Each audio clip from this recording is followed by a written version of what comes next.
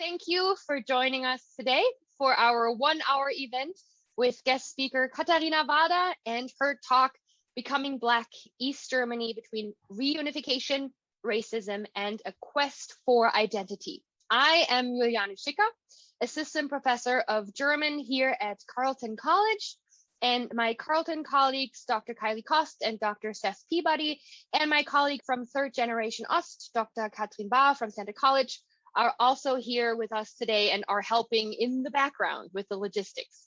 This event today would not have been possible without our sponsors and collaborators, the German program here at Carleton and our own Kunicke Fund, Third Generation Ost, a network to which I also belong that aims to open up new perspectives and approaches on research topics focused on East Germany, of which this is a part. My class, which is happening in the background, and my students are here as well, of which this is a part. And in this context, I also want to acknowledge that Carleton stands on the homeland of the Wapikuti band of the Dakota Nation.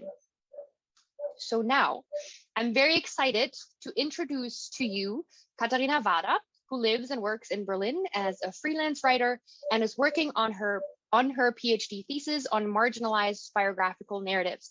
Her main topics are East Germany, racism, classism, and punk. In her project Dunkeldeutschland, she explores the post-unification period from the social margins and illuminates blind spots in German historiography based on her own experiences as a Black East German woman in the GDR and in unified Germany. Katharina, the stage is yours, your presentation, and then questions and answers. Thank you, Juliane, for introducing me, and thank you for having me. I haven't spoke English for quite a while, so I hope my pronunciation will be fine. It's quite a long talk, so just bear with me and questions later. Becoming Black, East Germany between reunification, racism, and a quest for identity. Berlin 2021. On a sunny Saturday, out of nothing, I take my phone and write on my notes app like in a diary. It took me 36 years to understand that I'm not alone. Or maybe I never was, who knows, who can tell, because my people are the invisible ones. What I mean by that is explained by my biography. I was born in Wernigerode in 1985, a small town in the middle of Germany in the mountains. At that time, however, it was still located on the western border of the German Democratic Republic, the GDR for short. My mother, a white German factory worker, my father, a Black South African student. He came to the GDR through Mandela's ANC, a political partner of the state, a state that saw itself as decidedly anti-racist. It was a state that celebrated Angela Davis as a political icon and that promises that all men are equal and that one day all men will become brothers. But it was also the country where my parents' interracial relationship was not welcomed because it was not liked to be seen, as my mother put it, by the people and officials around them. Because of it, the relationship fell apart and I never got to know my father. Part 1, invisibility, not liked to be seen. And there begins the first invisibility I write about in my diary phone. Not liked to be seen is how my mother describes it to me when I occasionally and cautiously asked her about my father. The relationship was not liked to be seen is the only thing she has to say about it, a vague phrase that is almost my only knowledge of my father to this day.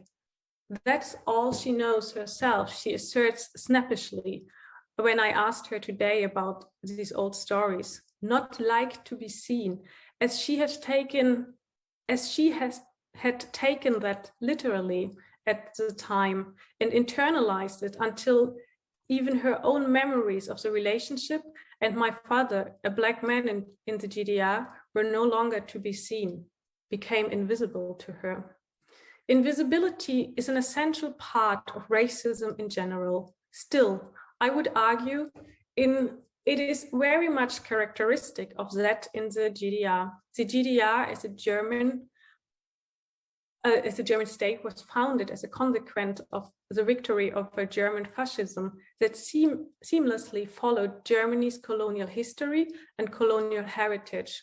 4 years after the end of the Second World War, the Soviet occupation zone in Germany became the GDR, a so-called socialist German state opposed to the capitalist FRG, West Germany, on the other side of the country. Even though the GDR was more thoroughly anti-fascist than West Germany in its founding years, and old Nazis had a harder time integrating into society here at first, the fascist as well as the colonial legacy was never really dealt with. Rather, here, in the now openly anti-fascist country, racism was declared to no longer exist because now lacked ideological grounding. Unfortunately, racism does not simply dissolve like that. Racism was still a part of the GDR, though it officially did not exist. I would call that an early, well-intended attempt of I don't see color as a national project, a paradox that manifests itself on different levels. The first level I want to look into is the institutional level. As a result of the legacy of the German fascism, initially the population of the GDR, similar to the FRG, was artificially homogeneous white, a condition we in Germany often misunderstand as a state of origin or even normality, but it was in fact a consequence of the Holocaust and an artificial induced condition. The majority of Blacks and people of color came to the GDR in the coming decades via labor migration, as supporters of political groups such as Mandela's ANC, as diplomats, or via student exchange. Migration did not proceed individually, but only through political agreements, group and treaties, and was thus strictly regulated by the state. Here, at the institutional level, racism can already be detected. This concerns, on the one hand, the isolation to which many migrants, especially contract workers, are subjected. They were ghettoized, in some cases virtually kept away from the white GDR population. Paulino Migal, who himself originally came to the GDR as a contract worker, describes this in his research as a double wall. On the one hand, the wall was the border between the two German states, East Germany and West Germany. On the other hand, an invisible border within the GDR population between the white population and the migrants or people of color. The invisible wall drags on and provides for institutional unequal treatment of migrant workers in terms of unequal wage payment and pension entitlements vis-a-vis the essentially white German population. This is compounded by state efforts to prevent migrants, especially migrant workers, the majority of whom came from Mozambique and Vietnam, from naturalizing and settling in the GDR. An important contribution to the research is made by Christiane Mende, who concludes, and I quote here, "The migrant workers from Mozambique found themselves in a marginal position in GDR society, and in particular, extreme dependent on the factory. They were supposed to be equal to GDR workers, but were positioned highly unequally in GDR society. The relationship of social inequality is not exclusively due to state practices, but points to the overall social power relationship of racism." The second level I want to look into is a level of functionaries. If one looks at the distribution of power among the population, state functionaries in particular stand out as an essential interface between the state and the population. This includes, for example, supervisors of migrants in companies or student dormitories who were there to enforce the rules, check personal details, and ensure peace and order. Here, at the interface between state power and individual execution, the functionaries had a lot of autonomy and power, writes Ilanga Mangulo in her master thesis, quoting the migrant worker Kwahti Hau, who reported in 1990 that in many workplaces, the German supervisors played the role of autocrats, and their behavior was often characterized by arrogant, militant, Stalinist, and nationalist traits. My mother, too, in her brief snippets of memory about my father and their relationships, suggests that the director of the dormitory was downright interfering. She had spread stories about my father that he was only after women, and he had already a child in Rostock, and that they did not want them to see each other anymore.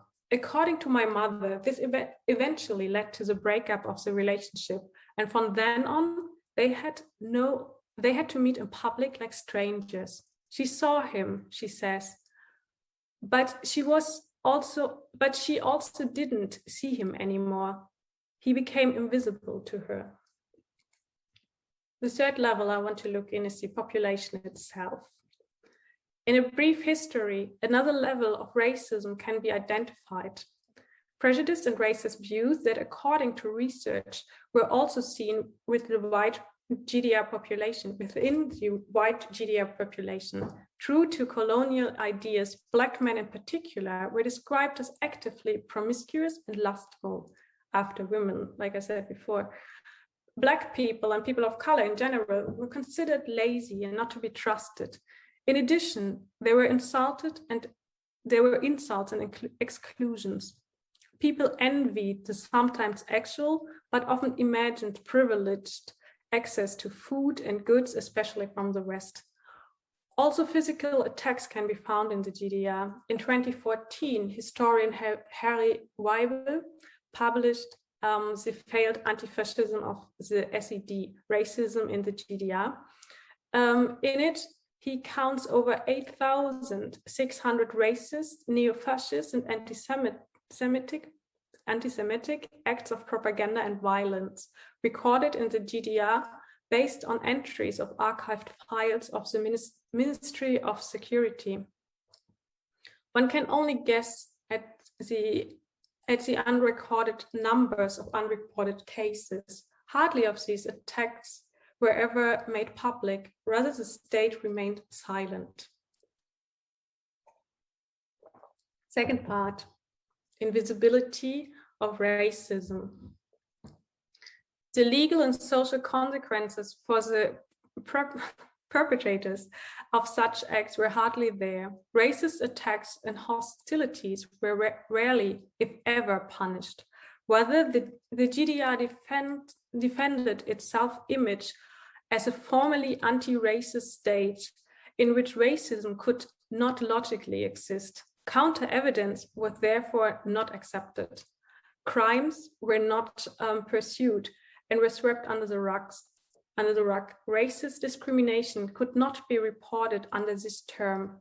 At most, it was pursued under the designation rowdyism. Weibel identifies various reasons for his approach. On the one hand, the government did not want to antagonize the population by consistently pursuing racism. Apparently, support for the state was perceived as too fragile for that. The historian also sees a significant additional reason for the anti-racist image cultivation in the cultivation of relations with other countries. According to Weibel, especially in the countries that sent contract workers,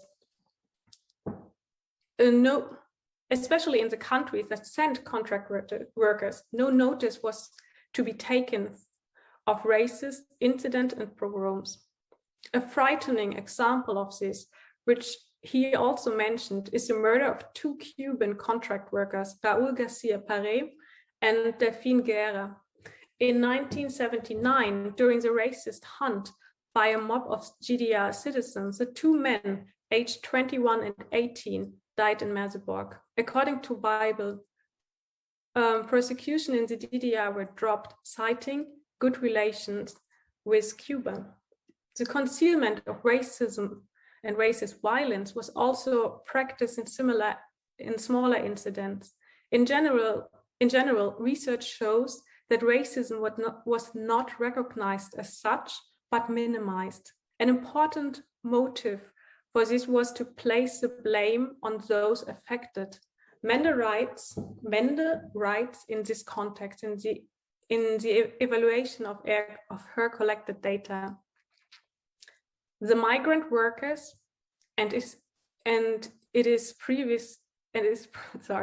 the migrant workers, and it is precisely in that the specific relationship of social inequality of racism is articulated, were not heard or taken seriously. Their motives and views, if at all, only distorted, and were at the same time regarded as proof that it was not the behavior of the company or the social condition in the GDR, but the flawed personality of the respective migrant worker that was the cause of the problem. Mende's argumentation is primarily concerned with alleged misconduct of the part of those affected, which is itself partly based on racist prejudice and is used as a supposed cause for conflict that are actually motivated by racism.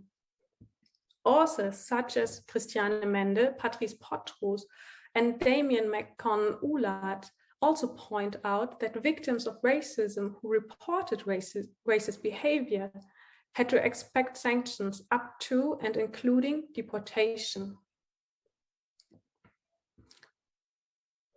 What these accounts have in common is another dimension of invisibility. Racism becomes invisible. It does not officially exist, but it is there nonetheless. Even more, due to the lack of sanctions and education, it can unfold unhindered. Thus, it makes people disappear, in the worst case physically, as in the extreme example of Delphine Guerra and Raúl García Paredes.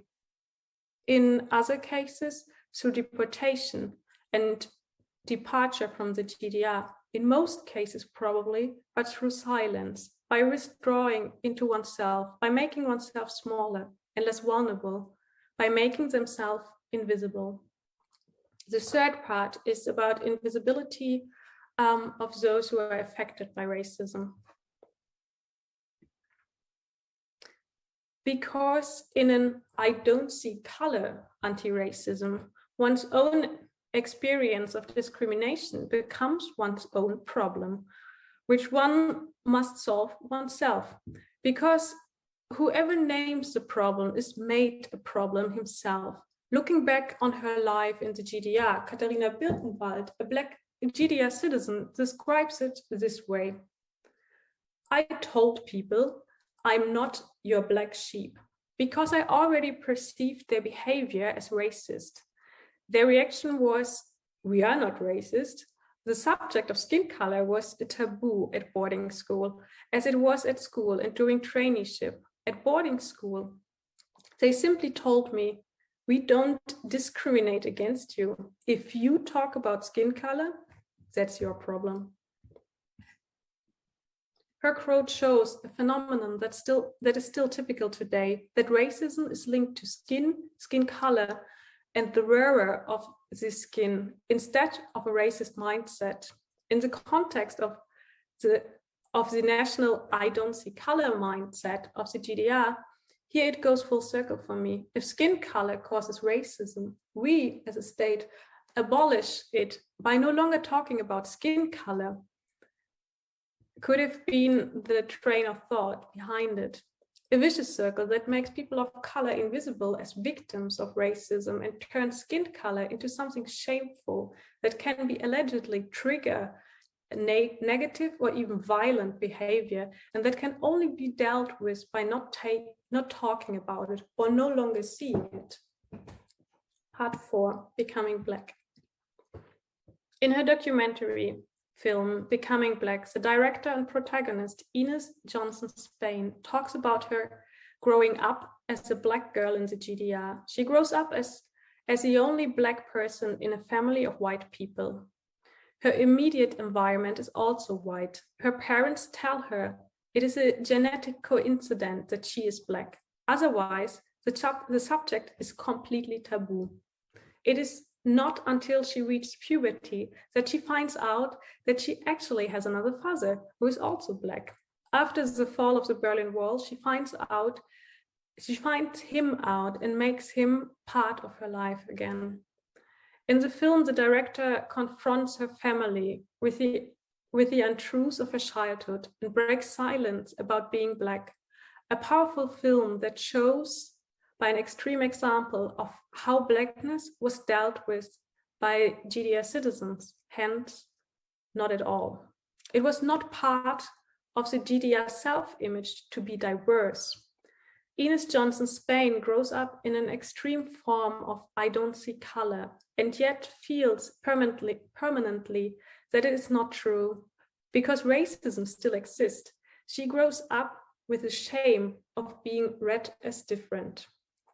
In a similar but very tempered way, it reminds me, this story reminds me on my upbringing. In contrast to Johnson Spain, I knew from the beginning that I have a Black father. In my family, this was just all right, as long as we don't talk about it. For my 1-year birthday, I was given 2 dolls in a crib. They were identical twins. One named Tim, the other Tom. One was Black, the other white. Just a normal thing nobody ever talked about, and actually a reflection of our own family constellation in which everyone is white except me. In this color blindness, racism still exists, but was not visible for me at that time. And at that time, I didn't dare to ask about it because I could already feel it's a taboo topic. And it seemed like as if my family had taken over and internalized the shame that was supposedly attached to my skin color, and silently they pass on to me that only silence can free us from this burden. At this point, however, it didn't matter for me in my life anyway. My environment was mostly good to me. Strangers on the street found me cute because I was a little shy, and sometimes gave me chocolate from the intershop. I loved going to kindergarten.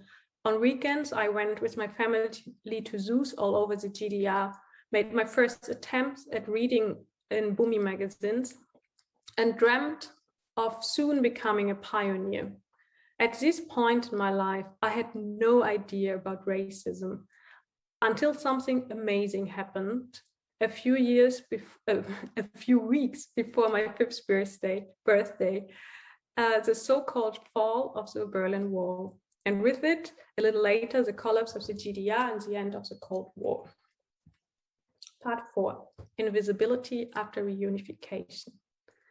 As it probably was the case for all GDR citizens, now my life turned upside down from one day to the next. And from now on, everything happened so quickly and with a lot of euphoria, at least in the beginning. The national borders were open for the first time in almost 30 years. The country was torn out of a consumption-deprived deep sleep. Now new products float in cityscapes, and in my childish everyday life, I eat beefy for the first time, drink juice from a Tetra pack, which was quite exciting, and eat ice cream cones from the freezer. I watched commercial on TV for the first time in my life and believed every single word. Lose myself in colorful cartoons. Capitalist America is no longer an enemy. No, now it's a friend. And I want to be called Cindy or Peggy or Mandy, like the cool kids around me. I want to drink Coca-Cola and one day go to New York, the city of unlimited possibilities, they say. One propaganda replaced the next. The world now stands open, and with it, a new life. An old promise of salvation now finally fulfilled, but quickly, very quickly. I don't want any of that anymore. I want to disappear. I want to escape, not to America, not to the white world, but into invisibility. With the fall of the Berlin Wall in 1989, the GDR system collapsed. With it, the firm structure of the SED state, which permanently put its citizens under control. A new system was not yet in place, and even after German reunification in 1990, it still had to be tested and established. In the meantime, in the 1990s, chaos and anarchy reigned in East Germany, as it was called from now on. German rapper Henrik Bolz described this way in a 2019 article. I quote here: "Romantics quickly think of anarchy as a paradise-like condition in which people can finally live in peace according to their nature. But in large parts of the new German state at the time, it was simply the law of the strongest that took hold, in the form of Nazi groups who now gleefully introduced their very own rules of coexistence, chased people with different opinions through the streets and into the West, and established a right-wing hegemony that continues to have an effect to this day. At the same time, I perceive my surrounding in exactly the same way. Kind of explosively, neo-Nazis in their violence and dominance made up the public image of the street. One of my earliest memories of this time looks like that. 1990, Wernigerode. I'm 5 years old. My mother's grip on my hand tightens. In front of us, the historic market square with the medieval town hall, daily venue for weddings. As children in the GDR, we still collected flying pennies here. To my left, people streamed to join together. To my right, against the backdrop of half-timbered houses, a gathering in line, a parade of neo-Nazis. My mother's grip tightens even more, hurts almost hurts. She takes her feet in her hand and disappears with me into the next alley. From now on, discrimination, violence, and fear for my life became part of everyday life. On television, I see cartoons, colorful advertisement, and now also reports of murder and racist pogroms. In 1990, Amadeo Antonio, a native of Angola, dies as a result of a severe attack by a mob of 40 to 50 German citizens. The police do not intervene. Sorry, I have to interrupt that. I have to send a quick trigger warning out here. I will just mention some racist violence. It's nothing explicitly, but still. So I will just start again here. In 1990, Amadeo Antonio, a native of Angola, dies as a result of a severe attack by a mob of 40 till 50 German citizens. The police do not intervene. Only few of the perpetrators receive sentence afterwards. The maximum sentence handed out is 4 years in prison. The case is the first racist murder to become known after the fall of the Iron Curtain in Germany. Its course is identicative of such that followed. A few months later, I see Rostock-Lichtenhagen on TV. A residence for former contract workers from Vietnam and Mozambique mainly is on fire. Several hundred neo-Nazis were standing in front of it, throwing stones and Molotov cocktails, jeering. Next to them, up to 3,000 applauding spectators from the German population. Hitler salutes, German flags, and a few lefties trying to oppose. The police retreated in parts completely. The residents are left to themselves in the burning house. A violent mob is already waiting for them in the street. This is the new Germany I grow up in. This is Germany. In this Germany, people now, and they say it out loud now, with a different skin, are beaten up on the street, hounded to death, stabbed, shot, and otherwise murdered. It can happen to any of us, I remember thinking to myself. And one day, it will hit me too. This right-wing violence overshadows my whole daily life. While the residence in Rostock-Lichtenhagen burns, I make my own experiences in my city. I remember an incident in elementary school somewhat like this. 1992. I am 7 years old and attend the second grade of a Plattenbau elementary school. On my way home, my real lessons begin, running away, hiding, showing no fear. I learn to sprint when the group of girls from the occupational school throw stones at me, insulting me with the N-word.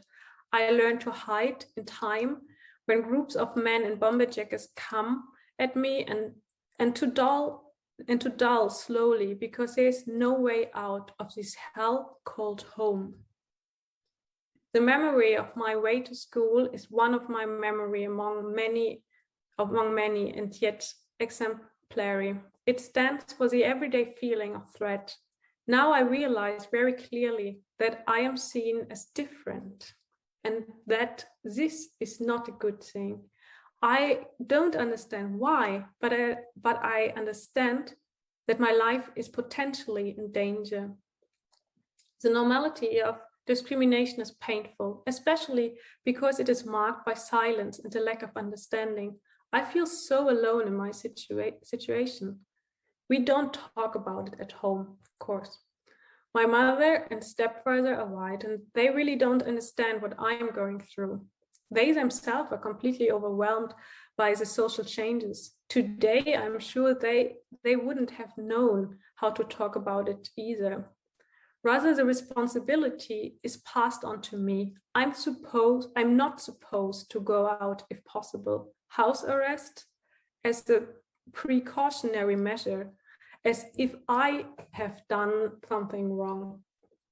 Outside, I should take care of myself, they say, not to cause trouble, not to attract attention, to become as invisible as possible so that nothing happens to me. And now I want that too.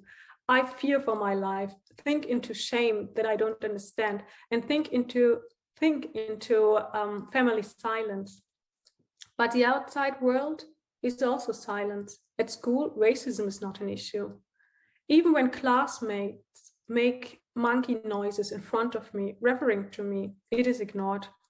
My increasing apathy at school is translated as lack of participation in class and often read as laziness or a lack of intelligence.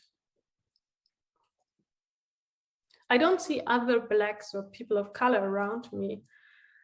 On the one hand, there are fewer and fewer. With the end of the GDR, all contracts concluded with it became invalid. Many international students, diplomats, and contract workers had to leave the country. Many left behind family. At most, fatherless children with single white mothers, as in my case, were still visible from the original diversity. Driven by the enormous racist violence, however, many people of color also just left East Germany. Others actually died or moved traumatized into the private and became invisible, just like me.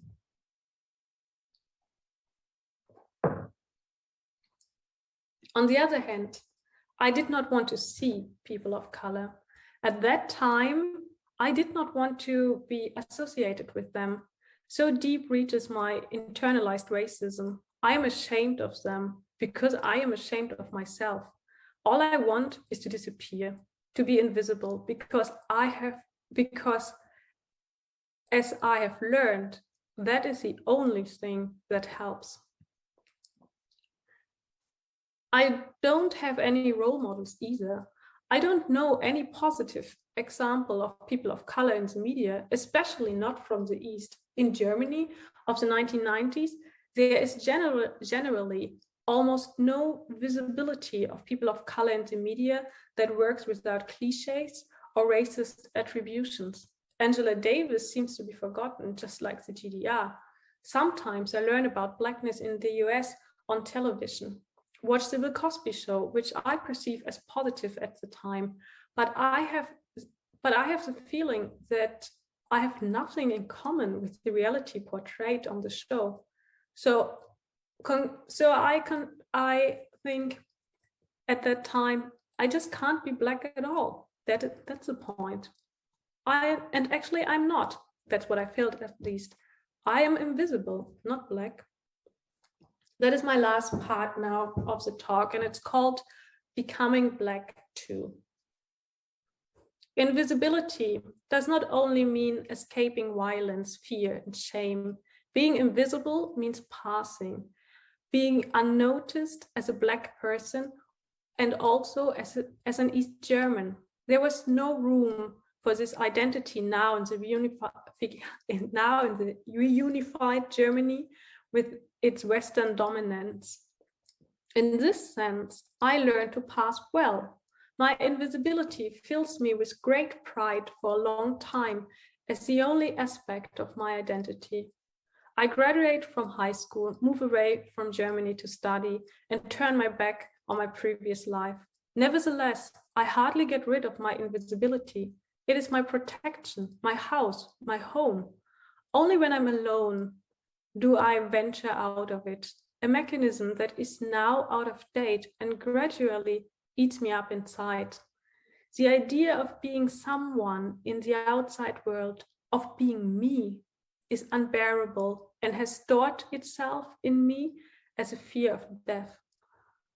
Only after many, many years, I can address the issue, work through it, go to therapy, and rediscover myself. In recent years, I have begun to write and research about it, breaking my silence with invisibility. My story is individual and yet in many ways comparable to the experience of other Black East Germans and East Germans of color. They too know the violence, the fear, the shame, the invisibility. They too have lived and survived the 90s. A few weeks ago, I saw the movie Becoming Black that I have mentioned before for the first time. The title makes perfect sense for Ines Johnson's Spain story. For me, however, it stands for so much more. It names a feeling that I think is indicative for the east of Germany. The film talks about the enormous invisibility of racism in the GDR, which becomes the invisibility of people of color and has its consequences to this day through the extreme example. It tells this story about through the extreme example of Johnson's Spain story. I recognize parts of it. I recognize parts of myself in this. Recognize continuities of Black identities across generations. To this day, East Germans of color and East German migrant history are invisible in public perception. When one talks about the East, one automatically thinks of a homogeneous white population. When one thinks of migration in Germany, one automatically thinks of a West German migration history. East Germans of color virtually do not exist. And even among ourselves, we know next to nothing about each other. We don't know each other. We don't know anything about our history and continuities. There are hardly any communities in East Germany, and still a lot of silence and invisibility. Becoming Black represents for me a process I want to see in the east of Germany, a metaphor of stepping out of that invisibility and coming to terms with one's own history to free oneself from the racist stigmas, and to charge one's identity with positive experiences of one's own. In many cases, that doesn't necessarily, in my case, that doesn't necessarily mean finding my father, as it did for Ines Johnson Spain. In other cases, it doesn't necessarily mean claiming a Black identity for oneself, as I did for myself. For me, becoming Black describes a process of cleaning up, breaking taboos towards self-discovery that I have went through. I would like to conclude this talk with two memories from this process. First one, at a panel discussion, I met Paulino Migal, author who coined the term double wall. He tells me that he too, along with other Mozambicans, lived in Wernigerode, my hometown, at the same time I did. I know the area he tells about, and yet I'm surprised. How come I never noticed him or the other Mozambicans? In my mind, I asked him, Paulino, where were you then? And he answers, always there, but invisible like you. The second one happened some months later in a roundtable talk with together with Peggy Piche and Stephanie Laya Okongo, organized by students of color in Jena. I talk about my story, about being alone, about the power of remembering and telling stories together. And then Peggy suddenly states, here are 4 generations of Black East German women sitting together and exchanging ideas. Yes, I think, and realize there I am, a Black East German woman. And there are my people, the invisible, part of them at least. And they were always there. They were always around. Only I have changed. I finally became Black.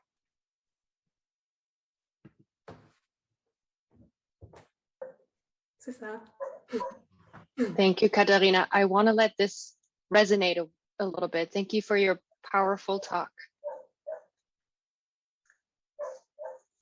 And thank you for telling us about your experiences, the experiences you made in your hometown, which is my hometown too. So thank you for that as well, from a very personal thank you for that. I'll ask a question from my course today. We already discussed one of your texts, and while I asked my question, I encouraged the audience to post questions to my colleague Kali Kass, so I can bring them to Katharina as well. Katharina, my class was talking today about the intersections of identities, and we were talking about women, about lesbians, about Black Germans, about East Germans. I want to ask you, how do you see your various identities intersect, and does it make a difference when you are before, after the Wende, or here or there? How does that work for you? I can't talk so much about the time before the Wende, just because I was so young, and I can remember a lot of things in the GDR, but from a child perspective, so I think that doesn't count. But I was always asked, I always get the question about racism in the GDR, because here in Germany it is perceived like GDR is the worst place for racism. Racism mostly exists in the East, especially in the GDR. So, and I talked about it in this talk already a little bit, but I didn't experience so much racism. First of all, I was a child. And second of all, I just wasn't educated on it, and nobody ever talked about it. So being Black is one major point of my identity now, being a Black woman, being from the East, and also having experienced classism. But it came through the years that this points were very important for me, because I feel like because of what I've went through, this became important before, and maybe I have shown this in this talk as well. Before I went through the whole process of racism, being Black was just not an important point of identity for me, because there was nobody around me I could look up to. I didn't know what was Black about, actually. I didn't identify as Black. I couldn't even tell what was this about. It was just a feeling that, well, this is not for me, because what do I have to do with that? So because of the whole process of being of experiencing racism and being othered by my surrounding, it became an important factor, because I feel like all the experience I made, it's just part of my life, and being Black became a huge part of my life, and now it's a positive thing. I don't know if I answered the question, because I'm rambling here between all my identities, but yeah, intersection, I feel it's very important to look at the whole process, at the history of East Germany, and also to look into the GDR from an intersectional perspective. So I am always happy to talk about my various identities, and I'm always very interested in the other people's identities. Thank you. And I'll turn to a question from an audience member. In your research, in your personal research, but also in research you have read, how have you experienced, and how is it being dealt with, to compare the experiences of Germans of color in the East and in the West of Germany? Did you find differences, or do studies find differences, similarities, and whatnot? Yeah, that's an interesting question. I don't do comparative studies between East and West Germans, but from my own experiences, one I wanted to point out today, invisibility, because I feel like that is such an important point for East Germans. West Germans of color are also quite kind of invisible in the German context. In the whole Germany understands itself probably as a white state. There's not really such thing as the idea of there are Germans of color. I mean, everybody knows about it, but still it is not really a thing. So also West Germans of color are quite invisible. But when it comes to the East, there are 2 points of invisibility intersecting in this identity. First of all, people of color in general are quite invisible. Second of all, East German narratives are quite invisible in the overall German context. So the intersections of these 2 just creates a lack of visibility. There's until some years ago, there was just nothing about this topic, and now more and more voices are coming up, fortunately. And I mean, there was work done there, like I mentioned Patrice Potrus, for example. He's a historian, and he is a person of color, an East German of color himself, a Black East German, and he works for so long on this topic. And there are many activists of color from the East and so on, but only very few were visible. So invisibility is a factor for the 2 groups, but still it's much more dominant in the East. Yeah, that is one factor. There are probably many more. Also that there are hardly communities in East Germany, like communities of colors. I didn't grow up in a community, and there was no knowledge about communities. That is one point. I think that is much better in the West. Yeah, 2 points. There are many more. Thank you. There's actually a relating question. You talked about activism and activists. What does political engagement or involvement mean for you and for your work? And how did you experience others and their feeling of meaning in political activism?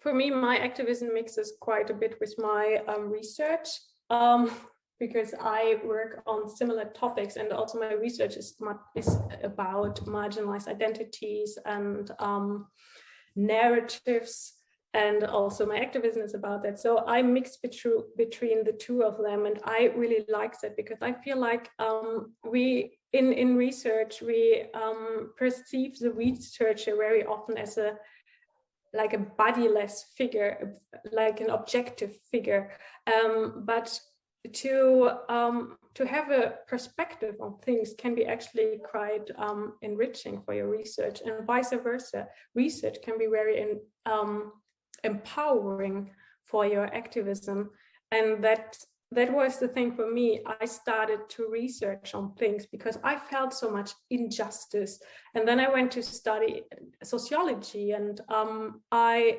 actually educated myself on this, and that was a tool for me for empowerment, to realize all this shame which was put upon me, which that was never something, that was never my fault. I learned to distinguish these two, me and society, through research.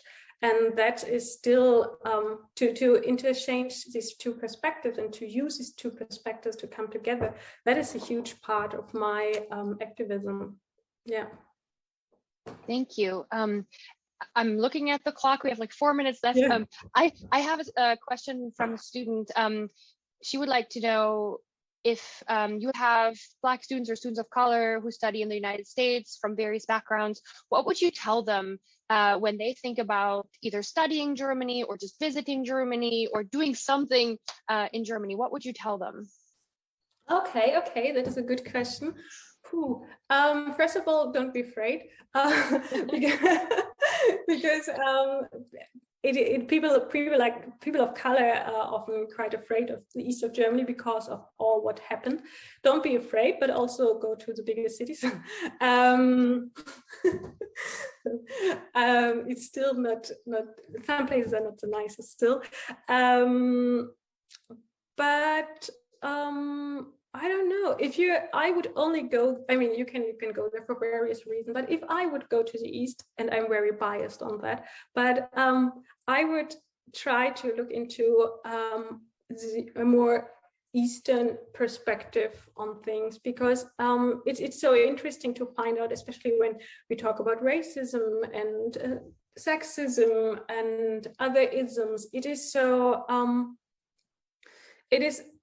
it is so dominated by Western discourses, and it's super interesting to find out more variety inside these research topics, and to study in a place where people have a different mindset and bring in different perspectives. Yeah, that would I find interesting. But go to Leipzig probably if that is fun, if you want to go to the East. Yeah, Leipzig is the new Berlin still or not? I don't know. People from Leipzig really don't like to hear that. But it is fun to study there, absolutely. I lived in Leipzig as well, yeah.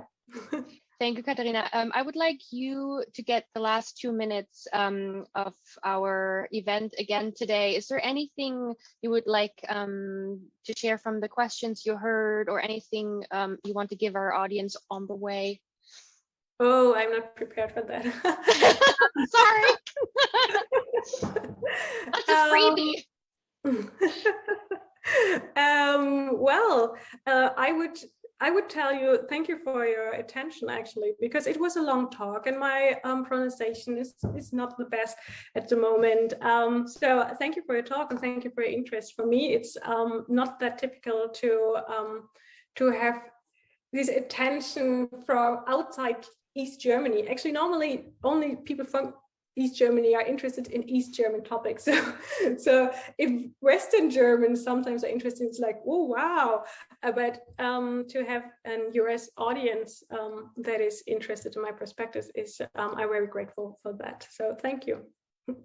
Well, and I have to thank you, Katharina, for making time. I know it's in the evening in Germany. It's probably not fun to get your brain going again at that time. Thank you for sharing personal and academic experiences and knowledge. And I'm very grateful. I know my students are very grateful, and I'm just assuming our audience is very grateful as well. Thank you very much. I say goodbye to the audience. The video will be up as soon as I can put that online. And thank you very much, and goodbye.